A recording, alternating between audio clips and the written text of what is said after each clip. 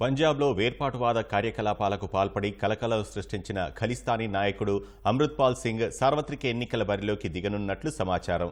ఈ మేరకు అతడి లాయర్ రాజ్దేవ్ సింగ్ ఖల్సా ఇప్పటికే ప్రకటించారు. సార్వత్రిక ఎన్నికల చివరి విడతలో జూన్ 1న పంజాబ్లో పోలింగ్ జరగనుండగా ఖదూర్ సాహెబ్ లోక్సభ స్థానం నుంచి అమృత్పాల్ పోటీ చేయనున్నట్లు తెలుస్తోంది. మరి జైల్లో ఉన్నవారు పోటీ చేయవచ్చా? ఎన్నికల నిబంధనలు ఏం చెబుతున్నాయి? ఈ కథనంలో చూద్దాం.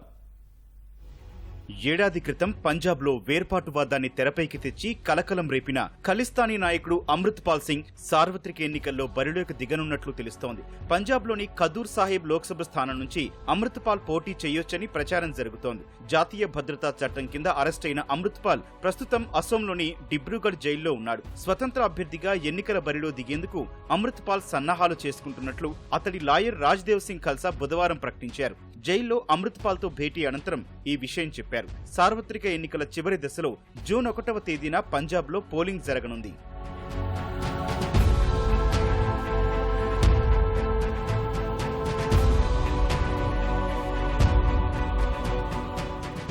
అమృత్పాల్ తండ్రి తార్సిమ్ సింగ్ కూడా జైల్లో అతడితో గురువారం భేటీ అయ్యారు. అయితే ఎన్నికల్లో అమృత్పాల్ పోటీపై మాత్రం తార్సిమ్ సింగ్ స్పష్టతనివ్వలేదు. ఆ విషయాన్ని మాట్లాడేందుకు జైలుకొస్తే జైలు అధికారులు తమకు తగిన సమయం ఇవ్వలేదని ఆరోపించారు. అమృత్పాల్ తండ్రి, బంధువులు జైల్లోకి వెళ్లేటప్పుడు పూర్తి స్థాయిలో తనిఖీలు చేశారు. అన్ని పత్రాలను క్షుణ్ణంగా పరిశీలించారు.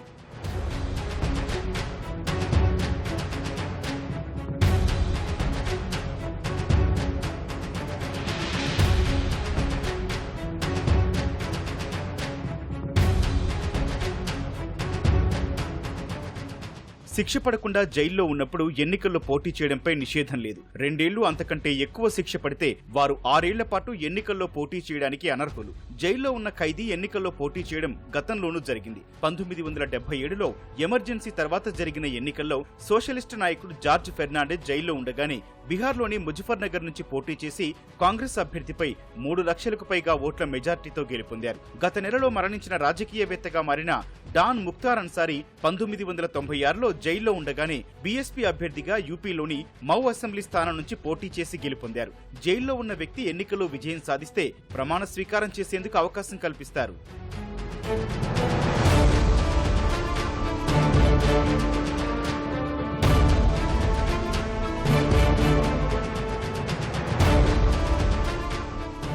2023లో అమృత్పాల్ సింగ్ అనుచరుడు లవ్ ప్రీత్ ను అజ్నాలా పోలీసులు అరెస్టు చేసిన సందర్భంగా అమృత్పాల్ పేరు ఒక్కసారిగా తెరపైకొచ్చింది. అప్పట్లో 100 మంది పోలీస్ స్టేషన్ పై దాడి చేశారు. ఈ ఘటనతో అమృత్పాల్ పేరు దేశంలో మారుమోగింది. 2022 ఫిబ్రవరి వరకు అతడు ఎవరికీ తెలియని ఓ సాధారణ వ్యక్తి. చాలా కాలం దుబాయ్లో ఉన్నాడు. వారిస్ పంజాబ్ దే సంస్థ వ్యవస్థాపకుడు దీప్ సిద్ధు మరణంతో అమృత్పాల్ ఆ సంస్థకు తానే నాయకుణ్ణని ప్రకటించుకున్నాడు.